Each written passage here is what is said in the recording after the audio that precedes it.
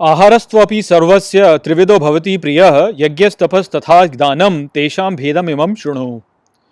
नमस्कार मित्रों, ये जो श्लोक है भगवद गीता के 17वें अध्याय का 7वां श्लोक है, जिसे हम आज गहराई से समझेंगे। तो आइए सबसे पहले इसके अर्थ को समझते हैं। तो जो श्लोक है वो कहता है, आहारस्त्वपि सर्वस्य, अर्थात आहार भी सभी का, त्रिविधो भवति प्रियः, अर्थात तीन प्रकार का होता है प्रिय, यज्ञ तपस तथा दानम तेषाम, अर्थात यज्ञ तप तथा दान को या दान के, भेदम एवं शुणु, अर्थात भेद को अब सुनो। तो श्री कृष्ण अब अर्जुन का ध्यान आहार, यज्ञ, तप और दान देने की जो प्रक्रिया है उस पर जो प्रकृति के तीन गुणों का प्रभाव होता है उसकी ओर लेकर के आ रहे हैं। तो श्री कृष्ण अब ये विवरण प्रदान करेंगे कि कैसे जो ये तीन गुण होते हैं, प्रकृति के तीन गुण रज, तम और सत्व, इनसे कैसे व्यक्ति जो होता है उसका आहार निर्धारित होता है, कैसे उसका यज्ञ, तप और दान निर्धारित होता है। तो वे अर्जुन से कहते हैं कि इस विषय में अब तो मुझसे सुनो।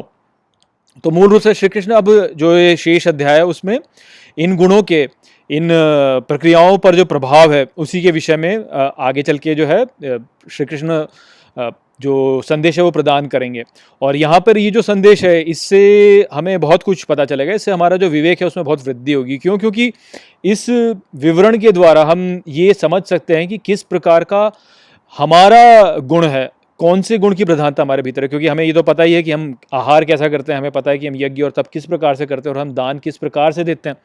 तो श्री कृष्ण के विवरण से जब हम तुलना करेंगे अपने व्यवहार का, तो उस समय ये पता चलेगा कि हमारे लिए जो गुण है वो कौन सा ऐसा है जो कि हमारे भीतर प्रधान है। और इससे हमें ये भी पता चलेगा कि कैसे हमारे मित्र या जो हमारे संबंधी गण हैं उनमें कौन सा जो गुण है वो प्रधान है। क्योंकि हम उनके कार्यों को भी देख सकते हैं, हम देख सकते हैं कि वो किस प्रकार का आहार करते हैं, वो कैसा यज्ञ करते हैं, वो कैसा तप करते हैं और वो किस प्रकार से दान देते हैं। और ये जानकर जो है फिर हम तुलना भी कर सकते हैं कि उनकी जो क्रियाएं हैं उसके द्वारा किस प्रकार से उनकी गति है जीवन में और किस प्रकार से हमारी क्रियाओं से हमारी गति है। और इस प्रकार के मूल्यांकन से, इस प्रकार के अध्ययन से हमें ये समझ में आएगा कि किस प्रकार के गुण का कैसा प्रभाव होता है। तो ये भी वास्तव में एक स्वाध्याय का ही भाग है कि हम ये समझें कि किस प्रकार से हमारी जो क्रियाएं हैं या किस प्रकार से अन्य लोगों की जो क्रियाएं हैं उससे उनके जीवन पे प्रभाव पड़ता है। इस जीवन पे प्रभाव के द्वारा ही तो हम ये समझ पाएंगे कि कैसी जो है गति निर्धारित होती है जीवन में। तो ये जो यहाँ पे शिक्षाएं श्री कृष्ण प्रदान करेंगे ये उस प्रकार से बहुत ही महत्वपूर्ण है, स्वाध्याय के रूप में बहुत ही महत्वपूर्ण है। तो इसलिए इनको ठीक प्रकार से समझने हमारे लिए बहुत ही महत्वपूर्ण है और श्री कृष्ण जो है वो इसी विषय में अब आगे बताएंगे।